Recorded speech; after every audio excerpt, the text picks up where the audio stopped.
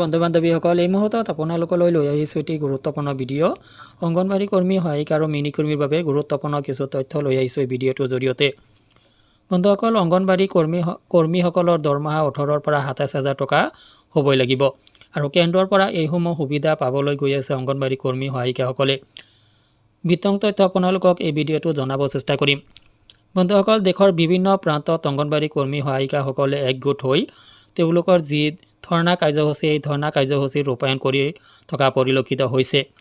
কেন্দ্ৰীয়ভাৱে অংগনবাড়ী কৰ্মী সহায়িকাসকলে একগোট অৱশ্যে হোৱা নাই। ৰাজ্যিক ভিত্তিক অংগনবাড়ী কৰ্মী সহায়িকাসকলে তেওঁলোকৰ যি দাবী সেই দাবীসমূহ লৈ সৰব হোৱা পৰিলক্ষিত হৈছে। বিভিন্ন ৰাজ্যৰ অংগনবাড়ী কৰ্মীসকলে বিভিন্ন ধৰণে তেওঁলোকৰ দৰমহা দাবী কৰি আহিছে।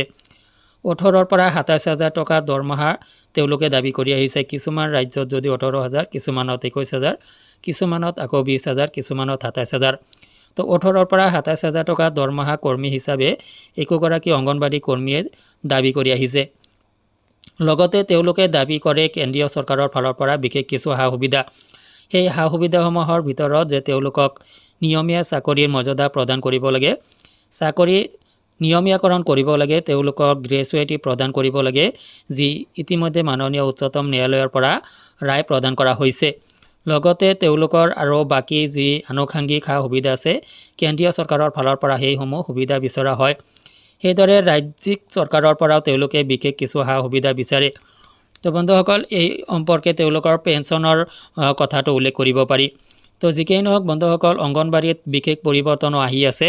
অংগনবাড়ীত লাহে লাহে জটিলতা বৃদ্ধি পাব ধৰিছে। অংগনবাড়ীৰ কাম কাজবোৰৰ জটিলতা বৃদ্ধি পাব ধৰিছে। আনুষ্ঠানিকতা আহিব ধৰিছে অংগনবাড়ী কেন্দ্ৰবোৰত, যাৰ কাৰণে অংগনবাড়ী একোগৰাকী কৰ্মীয়ে 18,000 পৰা 27,000 টকা দৰমহা পোনে পোনে বিচাৰিছে।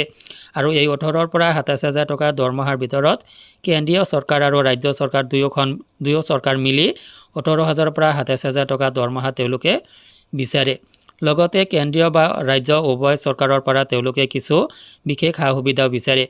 তো বন্ধুসকল, ইতিমধ্যে আপোনালোকে গম পাইছে ভাৰতবৰ্ষৰ বিভিন্ন ৰাজ্যত ৰাজ্যিক ভিত্তিক এই আন্দোলনসমূহ পৰিচালিত হৈ আছে।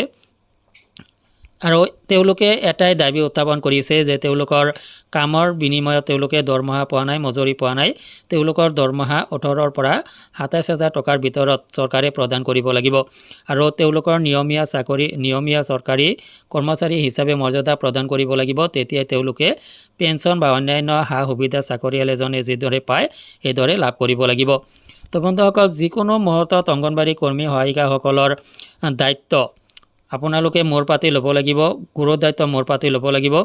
আনুষ্ঠানিক শিক্ষা প্ৰদানৰ ক্ষেত্ৰত আপোনালোকৰ PP শ্ৰেণী চলাব লাগিব। আৰু PP শ্ৰেণী চলালে একোগৰাকী PPৰ একোগৰাকী শিক্ষক বা শিক্ষয়িত্ৰীৰ দৰমহা এই 18,000 পৰা 27,000 টকাৰ ভিতৰত পৰে।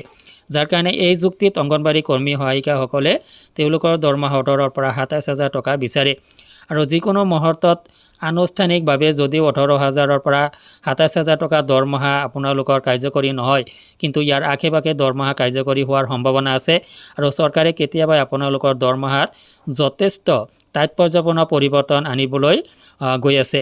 খুব কম সময়ৰ ভিতৰত আপোনালোকে এটা ভাল খবৰ, এই খবৰসমূহ লাভ কৰিব পাৰিব।